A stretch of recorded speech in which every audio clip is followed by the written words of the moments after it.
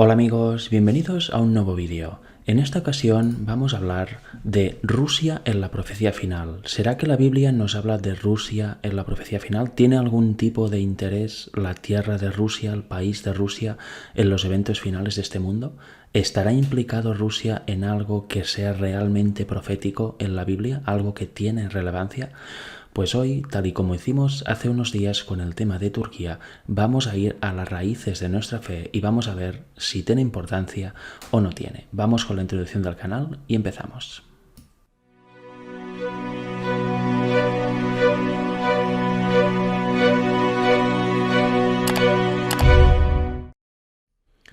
Bien, pues ya estamos aquí de nuevo.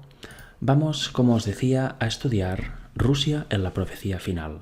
Para ello nos vamos a basar en Ezequiel 38 y 39, una profecía bíblica que conforma estos dos capítulos, habla de lo mismo, en donde nos habla de una serie de territorios y una serie de personajes. Esta es una profecía que estaba destinada a cumplirse con el Israel literal. Básicamente habla de un rey que se llama Gog, que habita en tierra de Magog, que va a invadir a la tierra de Israel y Dios profetiza contra ese rey por eso que va a hacer.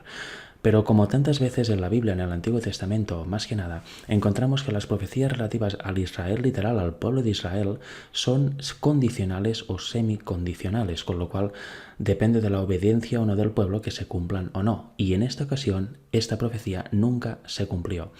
Con lo cual debemos tener en mente que es posible que tenga un cumplimiento futuro, que no sea directamente sobre el Israel literal como profetizó el Antiguo Testamento, que quizá cambien algunos matices, algunos detalles, pero que se pueda cumplir con el Israel que no es literal, con el pueblo de Dios final, y también en las zonas en donde habla esta profecía. Pero no en aquel tiempo, sino en un tiempo futuro. Debemos tener en cuenta eso cada vez que analizamos las profecías del Antiguo Testamento en referencia directa al pueblo de Israel. Y dicho eso, no vamos a leer los capítulos 38 y 39 de Ezequiel, os lo dejo como tarea para que los leáis vosotros, pero sí que vamos a comentar ciertos versículos y, como he dicho antes, nos vamos a basar en los fundamentos de nuestra fe. Vamos a retroceder a nuestras raíces como pueblo adventista y vamos a ver qué decían algunos de nuestros pioneros. En concreto vamos a ver qué decía Alonzo Trevor Jones, un pionero muy conocido por el tema de la justicia por la fe, por hablar de la naturaleza de Cristo, de la naturaleza humana de Cristo, etc., pero que también escribió libros acerca de profecía. Y tal y como Urias Smith, pues hablaron de estos temas, ¿no? Él también habló de Turquía y en otro tema veremos que coincide perfectamente con Urias Smith.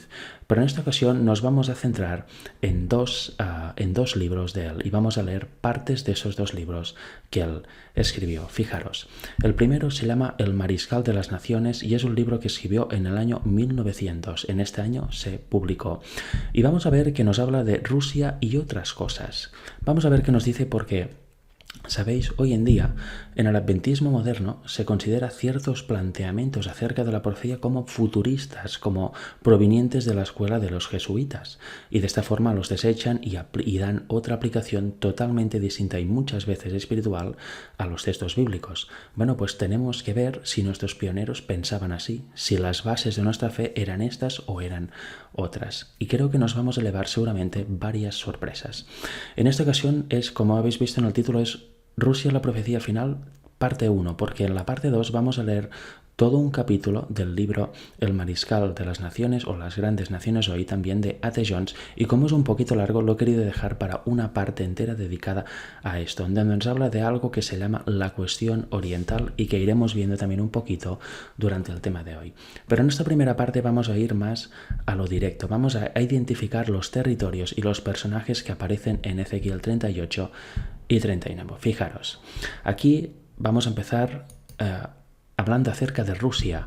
Alonzo Trevor Jones nos habla de Rusia y con qué vincula Rusia esta nación en el tiempo final, tanto en su tiempo como en el nuestro.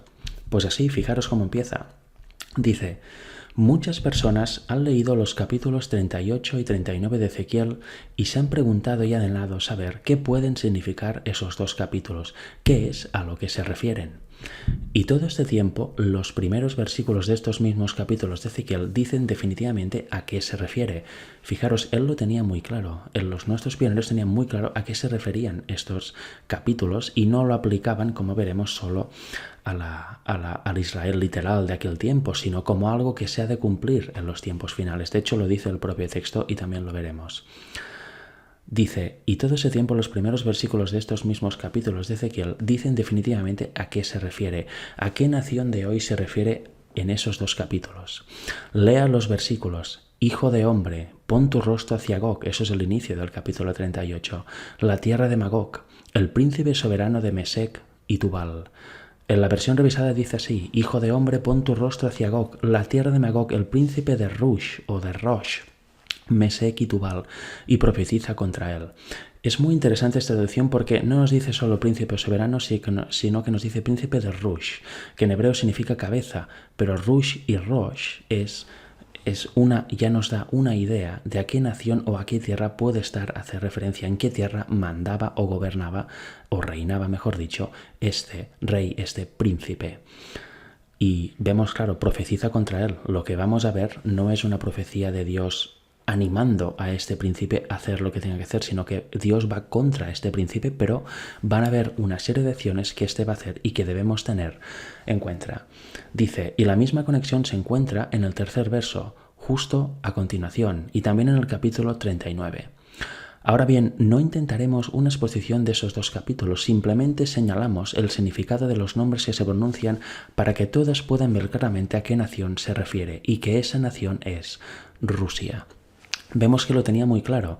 Ezequiel 38 y 39 se refiere a Rusia y habla de ciertos nombres que también vamos a ver la historia lo que nos dice. Vamos a ver qué nos dice la historia de Mesec, de Tubal, de la tierra de Magog, etc. Hay más nombres, pero solo vamos a ver estos, porque vemos que la historia nos da un significado claro de qué tierras significan esto y en realidad en qué zona del mundo estamos hablando. De momento tenemos claro que esas profecías se refieren a Rusia, a algo que ha de hacer Rusia en el tiempo del fin.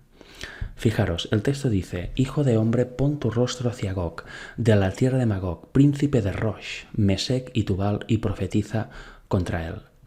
Mesec fue uno de los nietos de Noé. Pasó del país del Éufrates a través de Mesopotamia, a lo que ahora es Rusia, y se convirtió en el origen de la gente que se sentó en el lugar, y construyó la ciudad que ahora se llama Moscú, los moscovitas, y que todavía dan nombre a Rusia por todo el este, y actualmente en 2022 también, aún se conoce así.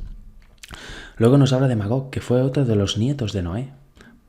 Pobló todo el norte de Asia, esa parte que en la antigüedad se llamaba Escitia y en nuestros días se llama Siberia.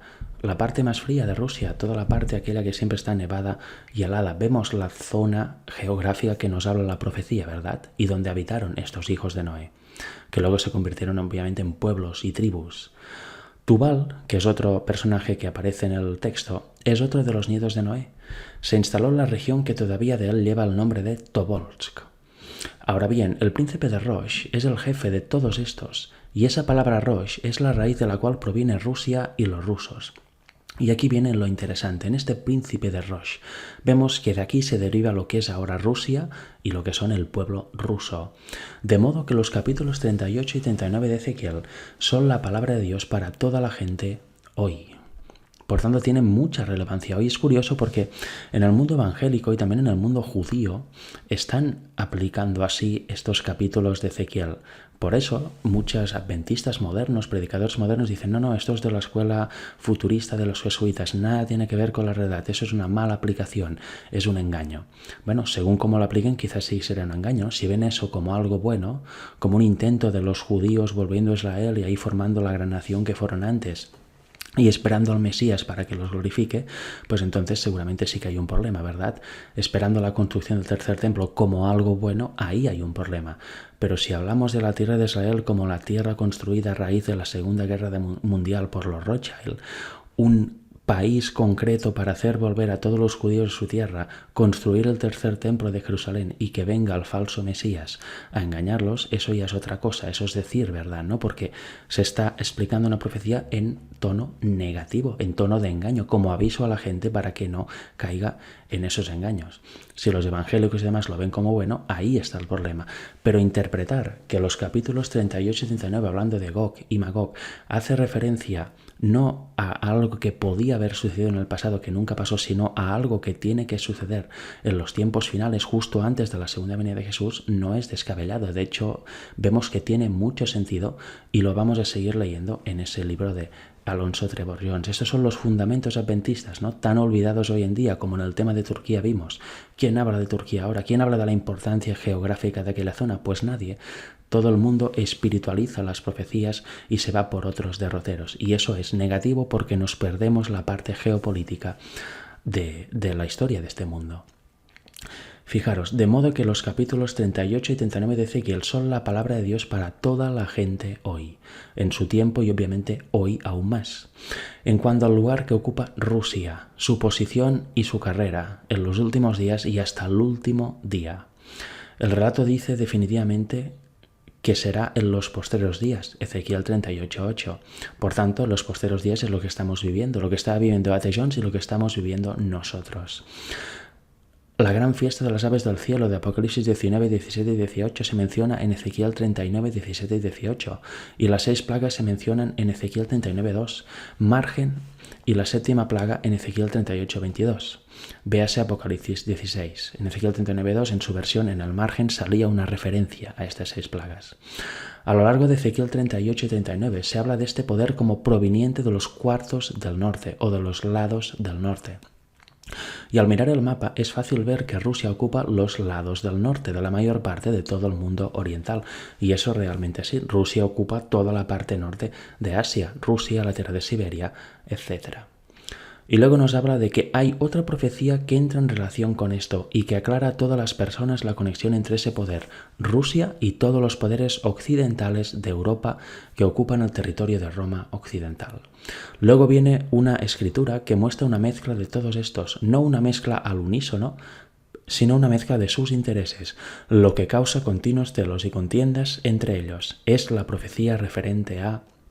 Y lo vamos a ver en un momento, porque aquí nos vamos a introducir también en Daniel, en el libro de Daniel, que es complementario al de Apocalipsis. Con lo cual, de momento ya vemos, Ezequiel 38 y 79 tiene una clara aplicación a Rusia, al territorio que ocupa Rusia hoy. Por tanto, vemos que Rusia tiene un papel grande a desempeñar en los eventos finales de la historia a nivel geopolítico. En su tiempo era así y en nuestro tiempo solo hace falta ver los problemas, las tensiones constantes que hay entre Rusia y el mundo occidental. Ahora con la guerra de Ucrania aún más, han crecido aún más y va a ir en aumento porque realmente no todo forma parte de una estrategia de dominio, sino que el fondo, el final de todo es acabar en cierta tierra que hay ahí, que es la tierra de Israel. No para algo bueno, sino para preparar la gran batalla final contra Dios. La gran guerra entre naciones y contra Dios se va a librar en aquella zona. Pero eso ya quizá lo iremos viendo más adelante. De momento me gustaría que quedase claro que la idea de que Rusia es el poder, es el país que aparece en Ezequiel 38 y 39, es ese Gog en tierra de Magog, es realmente plausible y eso es lo que creían los pioneros de nuestra fe, con lo cual ver algo eso como futurista, jesuita o totalmente descabellado no tiene mucho sentido. Es bueno volver a las raíces porque si no quizá nos perderemos mucha verdad que hay en la profecía que hoy podemos desechar, ya sea por ignorancia o simplemente por directrices desde arriba. Fijaros, luego vamos a ver la otra profecía que hace referencia a T. Jones en referencia a Rusia y demás, pero primero vamos a ver en su mismo libro en otro libro, El poblamiento de la Tierra, de 1887, en donde A.T. Jones nos habla de esas tierras, de esos personajes que aparecen en Ezequiel 38 y 39, como Magog, Tubal, etc. Vamos a ver solo 3. El primero que vamos a ver es la tierra de Magog. ¿Qué nos dice aquí? Porque eso es de historia y es muy importante de conocer. Este nombre, como el de Gomer, no se menciona en las escrituras, aparte de su relación genealógica, excepto en Ezequiel 38 y 39 y Apocalipsis 28. En Apocalipsis 20, capítulo 8, vuelve a aparecer Gog y Magog. Ahí por eso la aplicación no tiene nada que ver con Rusia o con alguna nación, sino que tiene que ver, como ya vimos en el estudio bíblico que subí a mi canal hace unos días acerca del milenio, con la horda de Satanás, sus ángeles y todos los impíos de todas las épocas subiendo a atacar a la nueva Jerusalén que ha descendido del cielo con Jesús y con todos los santos. Gog y Magog en aquel momento tiene aquella aplicación y luego son todos destruidos y se crea la tierra nueva, ¿verdad? Es otro tema totalmente distinto, pero también tiene lugar en aquella zona, en la zona de Israel y de Oriente Medio, porque cuando viene Jesús con sus ángeles, con los santos, desciende, se posta sobre el monte de los Olivos, lo parta en dos, convirtiéndolo en una gran llanura, y ahí es donde Satanás, sus ángeles y todos los impíos de todas las épocas van a intentar asaltar la Nueva Jerusalén. No va a haber batalla porque Dios los va a destruir antes, pero ahí también se sitúa esta batalla final, ese intento final de Satanás de usurpar el gobierno de Dios. Y bueno, ahí hace referencia a Gog y Magog también. Pero hay un Gog y Magog, como es Ezequiel 38, que no hace referencia a aquel momento. A aquel momento hace referencia a Apocalipsis 28, pero Ezequiel 38 y 39 hace referencia a algo, a la gran batalla antes de la segunda venida de Jesús. Y eso es importante saberlo, porque mucha gente no lo sabe. Y es importante mostrarlo y tener en cuenta también, ya que así iremos más orientados en la dirección geopolítica de los eventos que estamos viendo delante de nuestras narices y los que podemos leer también en los libros de historia. Fijaros, dice, y como Gomer, la tierra de Magog y su gente está situada al norte de Palestina, Ezequiel 38:15.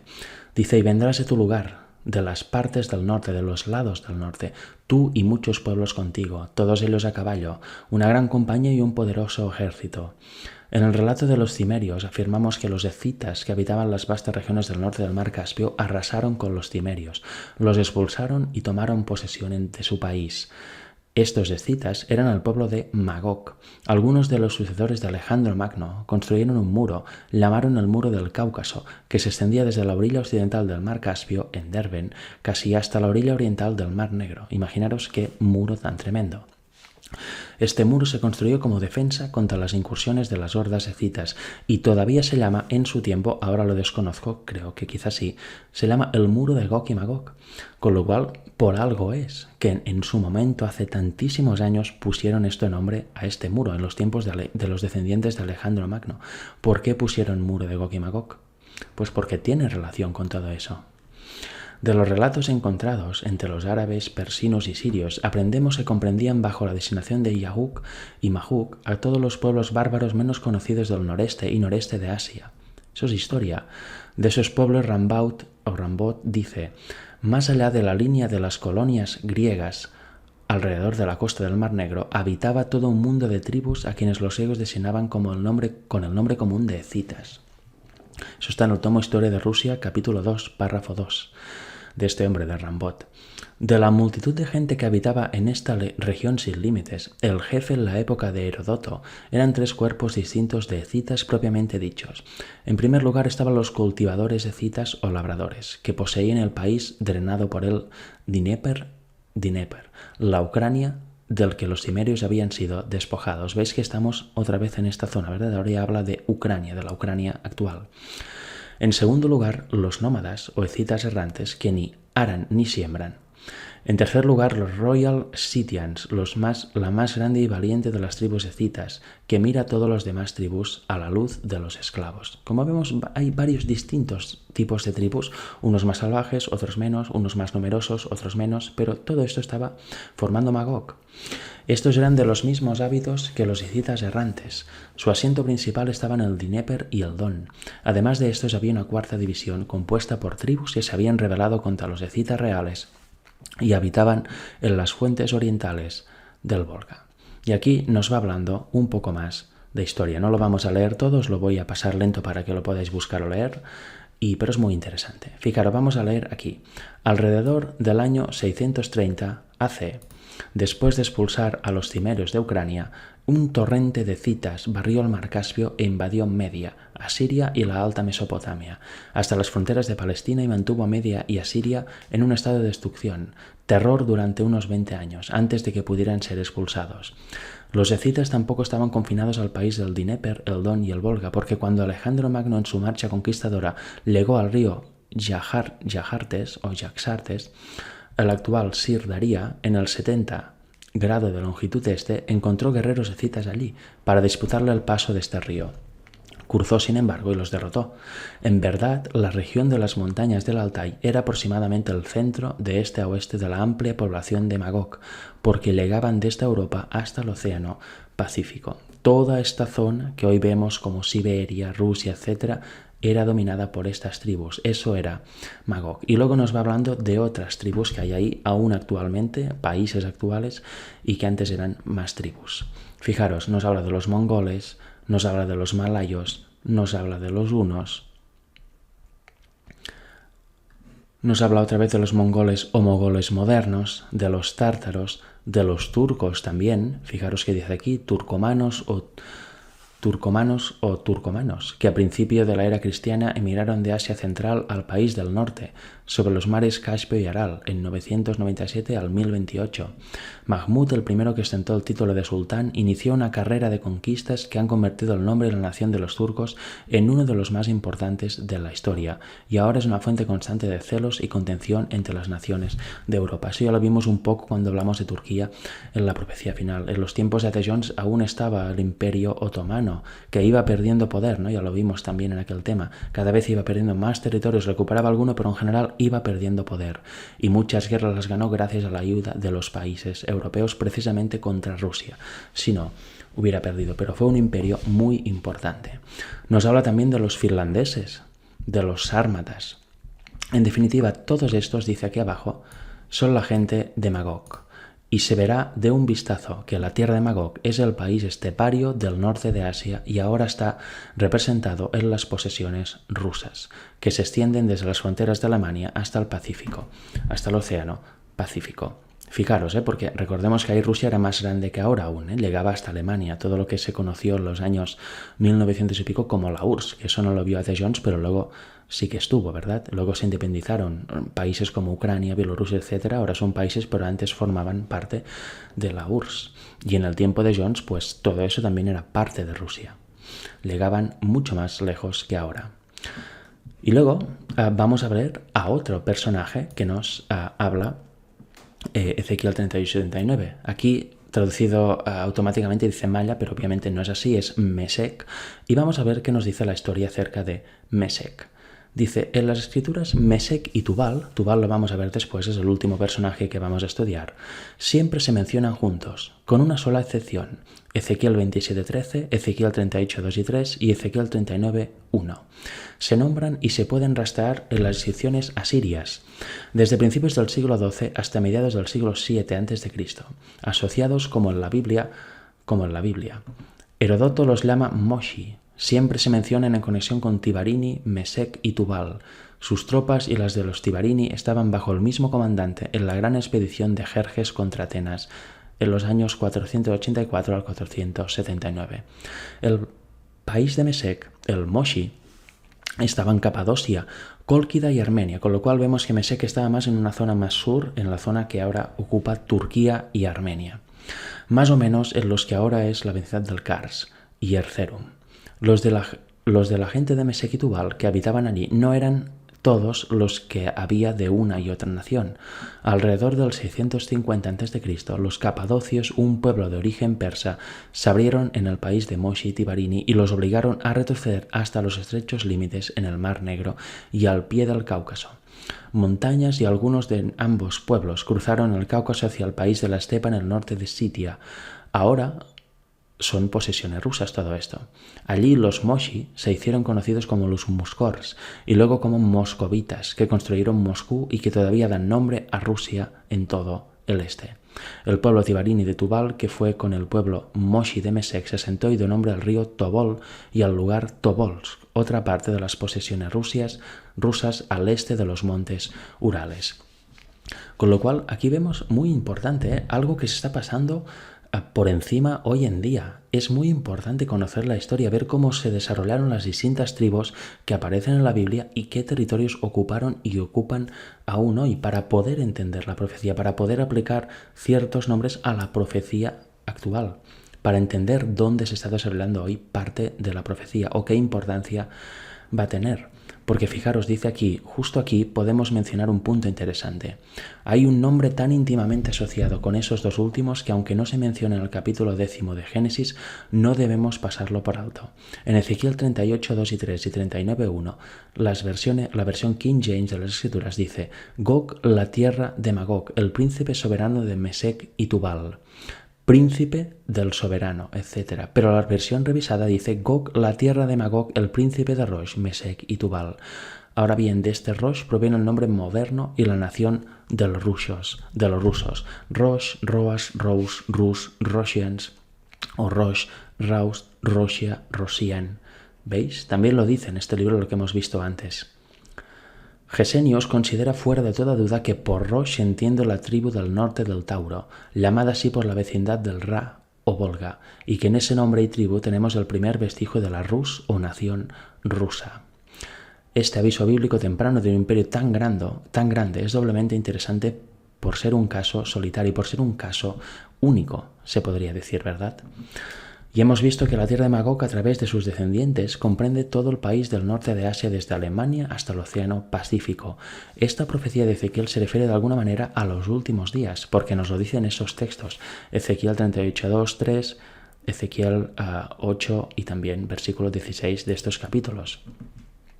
Fijaros, dice así: Hijo del hombre, pon tu rostro contra Gog, la tierra de Magog, el príncipe soberano de Mesec y Tubal.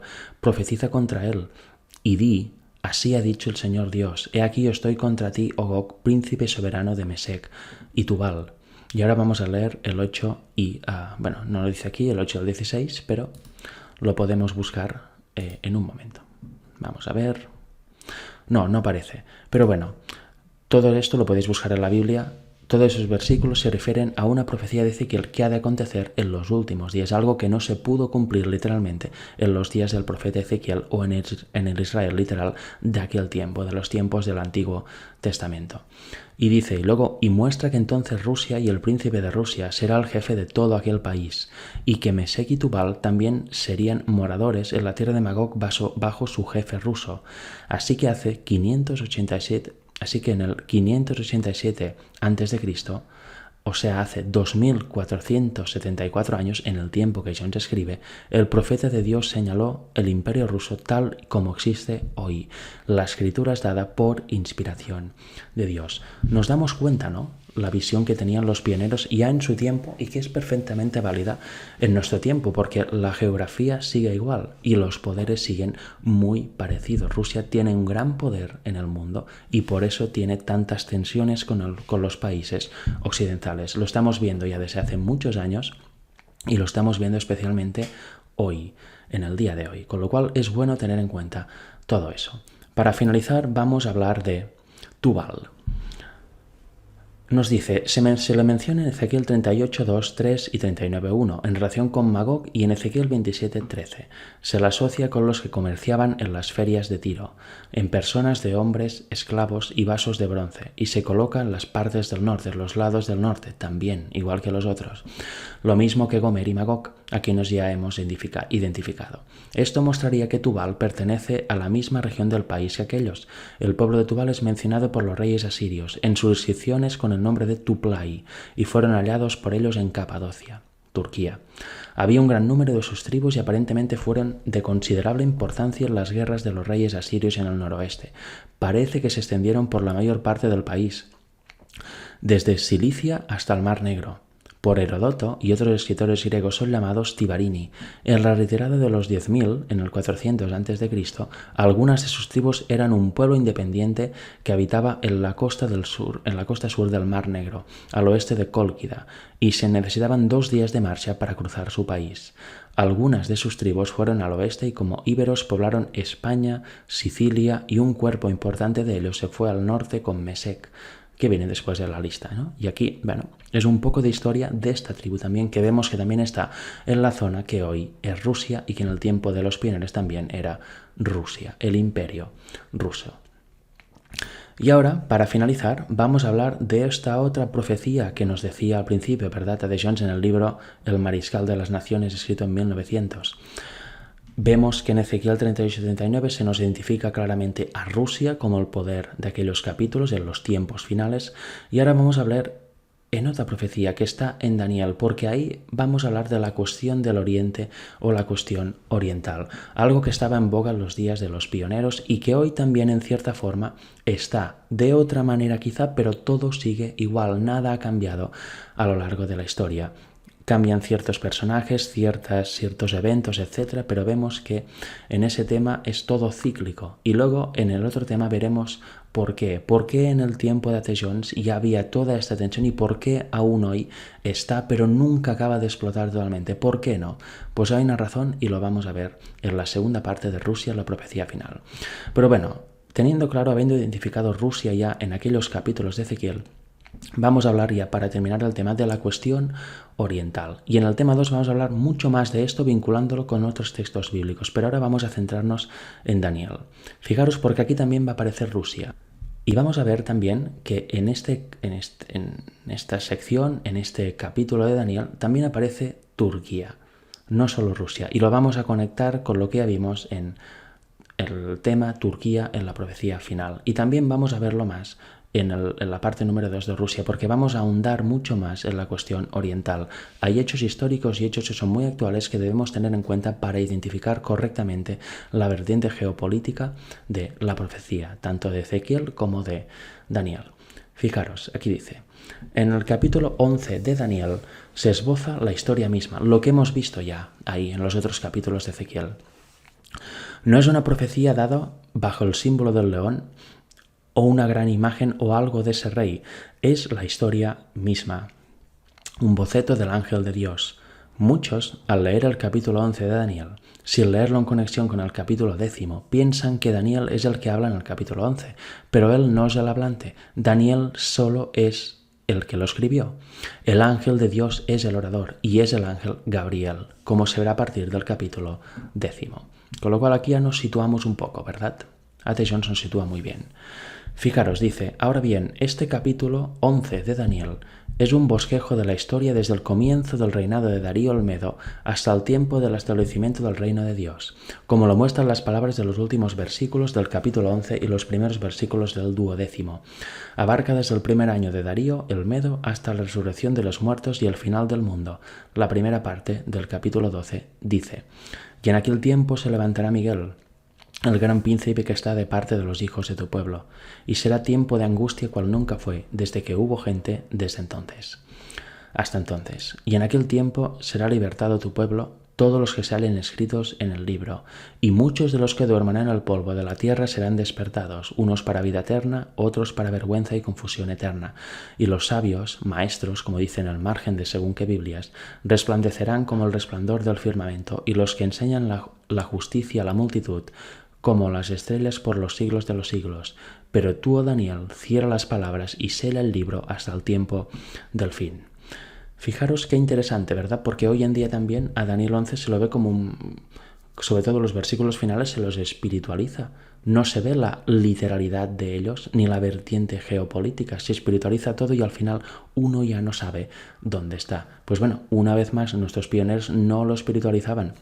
Veían la vertiente geopolítica y qué bien que la explicaron. Es tiempo de recuperarlo, de sustituir versiones modernas de la profecía de tanta espiritualización y volver también a predicar y a dar a conocer la vertiente geopolítica, porque si no nos perderemos por completo y no sabremos lo que está aconteciendo en este mundo, no sabremos encajar en la profecía o en los eventos lo que vemos suceder delante de nuestros ojos, incluso algo que ya es historia también, no lo sabremos dónde encajar, lo dejaremos fuera cuando Dios no aboga por esta interpretación. Dios no aboga por dejar fuera los eventos geopolíticos y por desechar la literalidad de Daniel 11. Vemos que el ángel Gabriel es el que hablaba y él está comisionado por Dios, con lo cual lo que él dice es verdad. Vamos a leer ahora aquí. Ahora este ángel te dice a ti y a mí, como le dijo a Daniel, también yo en el primer año de Darío el Medo me puse de pie para confirmarlo y fortalecerlo, y ahora te mostraré la verdad. He aquí aún se levantarán 3 reyes en Persia, y el cuarto será mucho más rico que todos ellos, y por su fuerza, a través de sus riquezas, despertará a todos contra el reino de Grecia. Ese fue Jerjes, y ya es pasado para nosotros, y vemos que la historia ha comprobado esa veracidad. Por eso el ángel le dice, te voy a mostrar la verdad, Daniel, y se cumplió, como no podía ser de otra manera.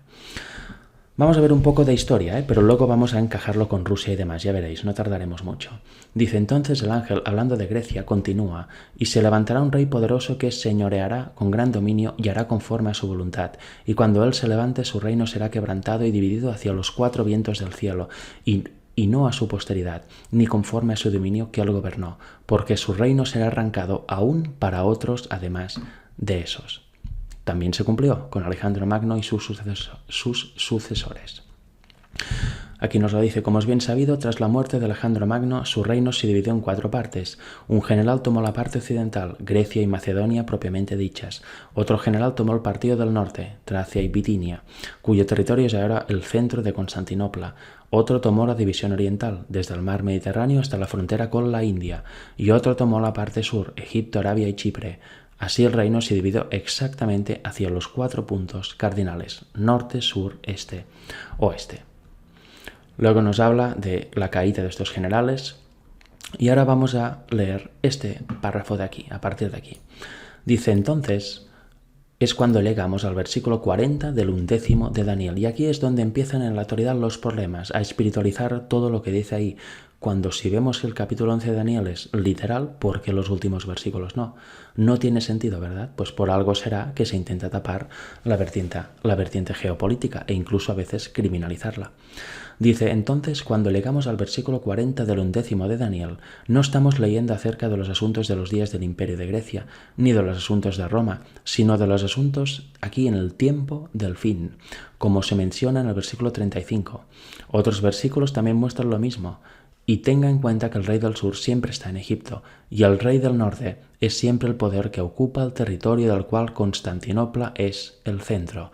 Y todo el mundo sabe que desde 1453, cuyo territorio, Constantinopla es el centro, ha sido ocupada y gobernada por los turcos. Entonces el rey del norte en el momento del fin es el dominio turco. Y eso fue verdad. Eso fue verdad en sus tiempos, porque realmente el imperio de Constantinopla estaba ocupando aquella región y tenía muchísimo poder.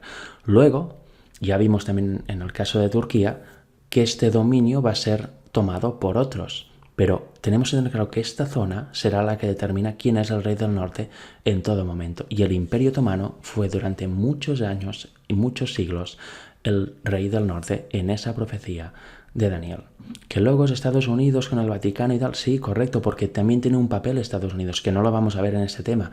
Van a entrar en todas aquellas zonas a invadir por cierta guerra que se va a dar en el día de Armagedón, pero en aquel momento que nos habla A.T. Jones y la historia, estaba dominado por los turcos esta tierra, con lo cual en aquel momento el rey del norte venía a ser Turquía. Ahora, el último versículo del capítulo 11 de Daniel, hablando del rey del norte, el poder que controla el territorio del cual Constantinopla es el centro, dice, y él plantará las tiendas de su palacio entre los mares en la gloriosa montaña o monte sagrado. Sin embargo, llegará su fin y nadie podrá ayudarlo. Fijaros, dice, durante 50 años o más el mundo ha estado esperando que llegue el fin de Turquía. Y eso ya recordaréis el tema, ¿no? De Turquía en la profecía final, cuando esa potencia caiga, cuando ese territorio sea ocupado por alguien que no sea Turquía, ahí va a empezar la guerra mundial final, la guerra final de toda la historia. Y por eso todo el mundo está centrado en aquel territorio y en los alrededores, y ya en el tiempo de los pioneros, en donde se veía más claro este asunto. Dice, la existencia de la nación turca ha sido todo este tiempo y es hoy debido al consentimiento común de las grandes potencias de Europa. Turquía existe hoy como potencia únicamente por el acuerdo de Rusia, Gran Bretaña, Alemania y otras potencias de Europa occidental. Hace solo 5 años, en 1895, como se recordará, hubo disturbios en Constantinopla y conflictos entre armenios y turcos. Eso era verdad en aquel verdad presente, verdad actual en aquel tiempo para A.T. Jones, porque lo vivió. Para nosotros ya es historia. En Asia Menor y Armenia, en ese momento el pueblo de Gran Bretaña y de los Estados Unidos realmente exigió a las naciones de Europa que deberían abolir el gobierno turco. En ese momento, en Constantinopla, durante al menos 10 días, los armenios esperaban, con motivo o sin ella, que se declararía la guerra a Turquía. Todas las mañanas durante 10 días al despertar los armenios esperaban ver la flota británica frente a Constantinopla. El pueblo de Inglaterra y los Estados Unidos instaron y casi exigieron que sus gobiernos se movieran en el asunto y que el dominio de los turcos fuera borrado. Pero Lord Salisbury, el 9 de noviembre del año 1895, dio la respuesta de los poderes a todo el mundo sobre esta cuestión. En su discurso dijo: Turquía se encuentra en esa notable condición en la que se ha mantenido durante medio siglo, principalmente porque las grandes potencias del mundo han resuelto que para la paz de la cristiandad es necesario que el Imperio Otomano se mantenga en pie. Llegaron a esta conclusión hace casi medio siglo, no creo que lo hayan alterado ahora. El peligro, si el Imperio Otomano cayera, no sería simplemente el peligro que amenazaría los territorios que componen ese imperio, sería el peligro de que el fuego al incendido se extendiera a otras naciones y debería involucrar a todo lo que es más poderosos, a todos los más poderosos y civilizados en Europa, en una contienda peligrosa y calamitosa. Ese fue un peligro que estuvo presente en la mente de nuestros padres cuando resolvieron hacer de la integridad e independencia del Imperio Otomano un asunto de tratado europeo, y ese es un peligro que no ha pasado. Y aquí vemos la clave. Lo que ya vimos también, la importancia del territorio turco, del territorio que ocupa Turquía, hace de bisagra de frontera entre Asia y Europa, entre el mundo musulmán y el mundo cristiano, por llamarlo de alguna manera. Por tanto, vemos que aunque se considerara como rey del norte a Turquía, no es por su poder o por el país en sí, sino por la estrategia, por el lugar geográfico crucial que ocupa el territorio que hoy aún dominan los turcos. Pero no es porque el imperio turco, o en este caso el país de Turquía, sea el más poderoso del mundo, sino por la zona que ocupa. Eso debemos tenerlo claro. Por eso en aquel tiempo aún no se destruyó Turquía, aún no vino Turquía a su fin. Ya lo vimos en el otro tema, Turquía, la profecía final. Turquía vendrá a su fin cuando ya esté casi terminando la historia. Pasarán todos los ejércitos del mundo y ahí se dará la gran batalla final, entre ellos y también contra Jesús, que ya estará viniendo en el cielo. Eso será el final, pero debemos tenerlo en mente. En el momento que caiga Turquía, ahí empieza el fin, ahí empieza la gran guerra final. Mientras se mantenga ahí digamos, en neutralidad o ayudada por otros y no pase nada, vemos que aún hay oportunidad, pero cuando caiga Turquía, ahí ya viene el fin. Ya no habrá nada que impida que pasen los ejércitos de un lado u otro a atacarse y a involucrarse en la gran batalla final. Fijaros en el tiempo de Jones, aún no ha pasado esto, y ahora, en 2022, tampoco ha pasado aún. Sigue habiendo mucha tensión, muchas luchas, pero aún no ha caído Turquía. Dice luego entonces la razón por la que Turquía permanece allí es para que se preserve la paz de la cristiandad y para evitar una guerra general entre esas poderosas naciones. Y Turquía no puede permanecer a menos que esas poderosas naciones la retengan allí y digan que allí permanecerá, y hoy en día es igual, si no hay soporte externo. Aunque Turquía tenga uno de los ejércitos más poderosos del mundo, no tiene poder por ella misma aún hoy de poder resistir si es atacada por varios países, o al menos resistir mucho tiempo.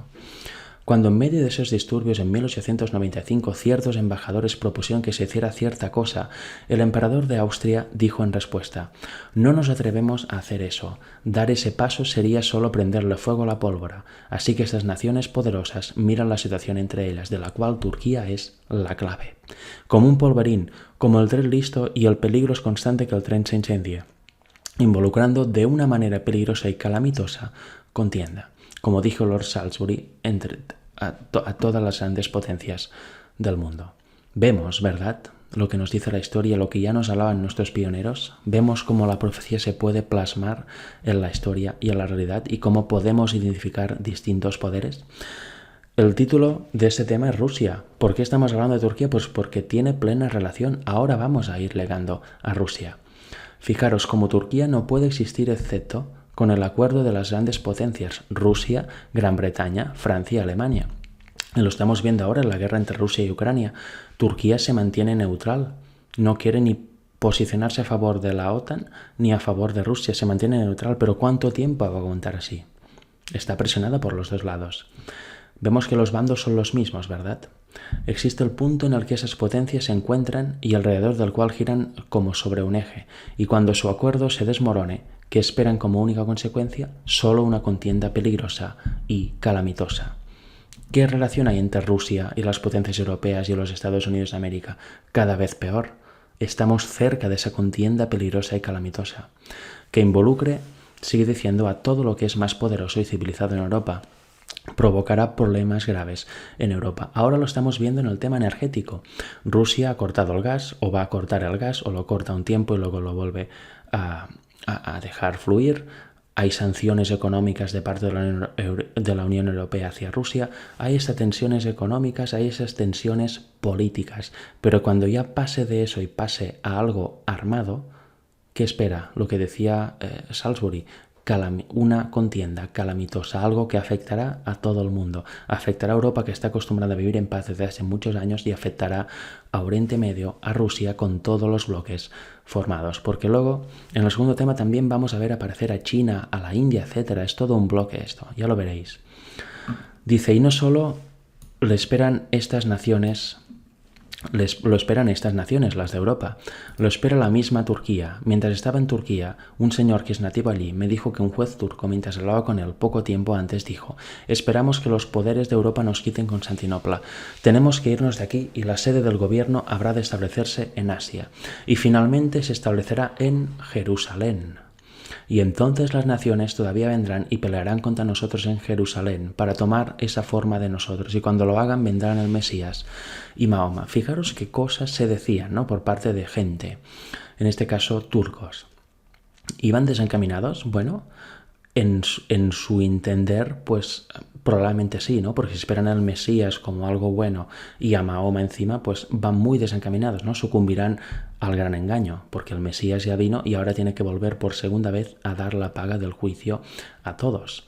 No es que venga a establecer su reino milenial aquí. Pero fijaros qué ideas, ¿no? Turquía tiene que irse de su lugar a causa de las presiones y a causa de que ya no tiene soportes y tiene que establecerse en Jerusalén. Qué cosas, ¿verdad? Porque hoy en día vemos a los judíos que ya tienen todos los elementos para poder empezar a construir el tercer templo de Jerusalén, y ellos ahí esperan que venga el Mesías en gran gloria y reinar por 1000 años en la tierra, ¿no? Otro engaño. Vendrá el Mesías, pero no para reinar 1000 años en la tierra, sino para llevarse a su pueblo al cielo, estar ahí 1000 años y volver. Y aparte, ¿en dónde dice la Biblia que es algo que Dios quiere que se reedifique el tercer templo de Jerusalén? En ningún lugar. ¿Para qué? Para volver a hacer sacrificios, si ya vino Cristo. Ya vino el antitipo del tipo, pero los judíos, como no lo aceptaron, aún están en ese engaño y aún están con esa idea de construir el tercer templo, empezar con los sacrificios y que venga su Mesías a reinar con ellos y darles el poder. Pero aquí vemos, Turquía se establecería en Jerusalén. Bueno, Turquía no creo que se establezca en Jerusalén, pero hay un poder en el mundo que ya está dominando casi en todas las naciones y tendrá el poder absoluto en un futuro, que es el Vaticano, el papado, que sí que quiere ir a Jerusalén. Desde toda la historia, todas las cruzadas, etcétera, era para conquistar, aparte del mundo musulmán, también Jerusalén. Es el objetivo. ¿Va a pasar algo que le va a llevar a Jerusalén? Ya veremos. El papado está apoyado por Estados Unidos. Israel, el Israel que conocemos hoy, es el aliado de Estados Unidos, con lo cual será fácil, ¿no?, que el papado, junto con el poder militar de Estados Unidos, se instalen en Israel y así se lleve a cabo el gran engaño final con el tercer templo, la venida falsa del Mesías, etc. ¿Veis cómo cuadran las cosas o pueden cuadrar? ¿Veis cómo ciertas afirmaciones tienen fundamento y no son descabelladas? Y más viendo la actualidad, que ya está casi todo preparado para llevar a cabo la construcción del tercer templo. Ahora bien, cuando se empiece a construir, va a haber guerra contra el mundo musulmán y habrá una conflagración general en Israel también, involucrando a todo el mundo de nuevo, porque el tercer templo tiene que ir justo donde está la mezquita de la cúpula dorada, la mezquita de Al-Aqsa. Con lo cual, si hay tensiones entre Israel y Palestina, ¿qué pasará entonces cuando se intente demoler esta mezquita y se ponga en su lugar el tercer templo que originalmente estaba ahí?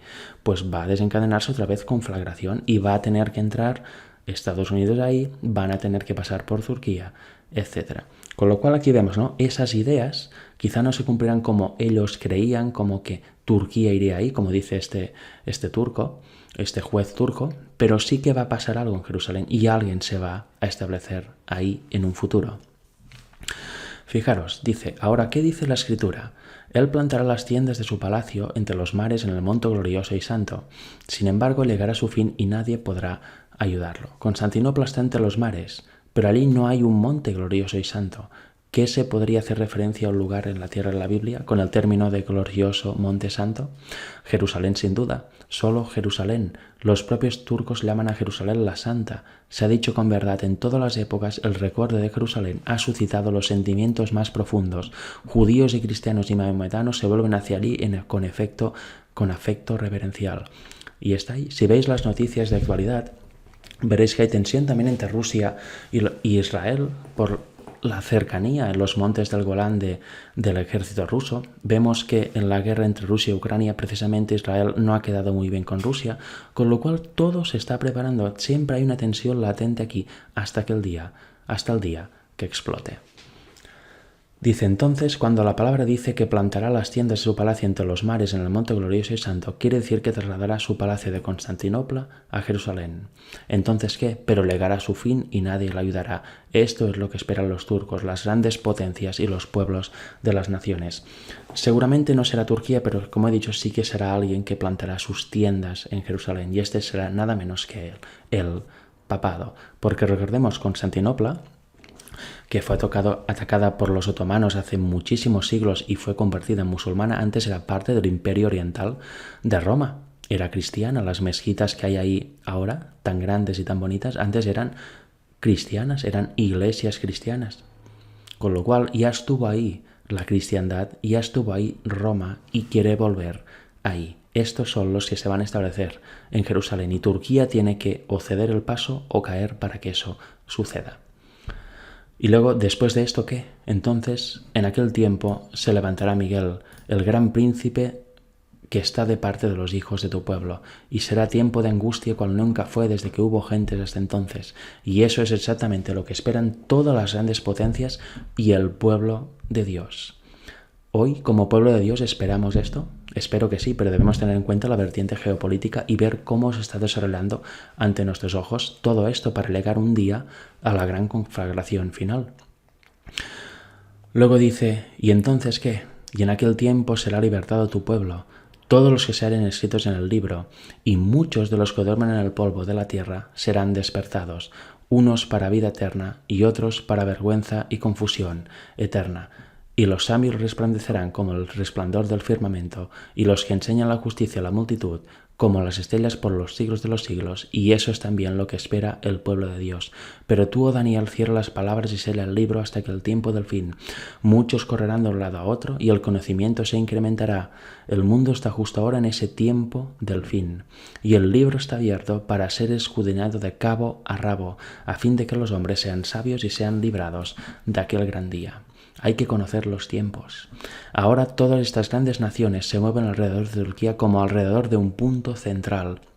Y lo que esperan que salga de todo es precisamente lo que la Escritura dice que sucederá, el fin del mundo. Como hemos visto la implicación de Rusia en esa profecía de Israel de Ezequiel 38 y 39, su parte en la profecía final, y lo hemos vinculado con también lo que sucede en Turquía, con parte de lo que vimos en el tema anterior titulado Turquía en la profecía final. Y ahora debemos avanzar más en el tema de la cuestión oriental. Debemos avanzar más en este capítulo 10 del libro Las grandes naciones de hoy, también de A.T. Jones, en donde dice, la cuestión del oriente, el sonido de la séptima trompeta, el tercer ay. Eso lo vamos a ver en la segunda parte de Rusia, la profecía final, porque aquí hemos visto la vinculación del tema turco con el tema ruso y aquí vamos a ver aún más, vamos a ahondar más en esto, vamos a ver claramente más de Rusia, pero también de otras naciones como China, en ese tema de la cuestión del oriente, que originalmente tuvo un punto, luego mutó para ser otra cosa, pero también en la misma zona, y hoy aún tiene total relevancia, si es que tenemos en cuenta, obviamente, la vertiente geopolítica de las Escrituras. Con lo cual, hasta aquí el tema de hoy. Aquí termina la primera parte, en breve vamos a tener la segunda y vamos a terminar de encajar ciertas piezas. También vamos a ver una cita de Ellen White en donde habla de esos poderes y que tiene realmente un interés tanto en su tiempo como ahora, porque vemos que todo sigue igual, nada cambia. Y también, como he dicho hace un rato, veremos el por qué todo sigue igual, por qué va incrementando la tensión, por qué va siguiendo todo igual en esas zonas, pero nunca acaba de explotar. ¿Por qué? Hay un motivo y es muy claro, y eso quizás será lo más importante que vamos a ver en esos temas, porque está bien conocer la vertiente geopolítica, pero aún mejor está conocer cuál es la función del pueblo de Dios y lo que tiene que hacer y pasar con el pueblo de Dios en esos tiempos para que la conflagración general se dé por fin al lugar y llegue el fin del mundo. Hasta pronto, que Dios les bendiga.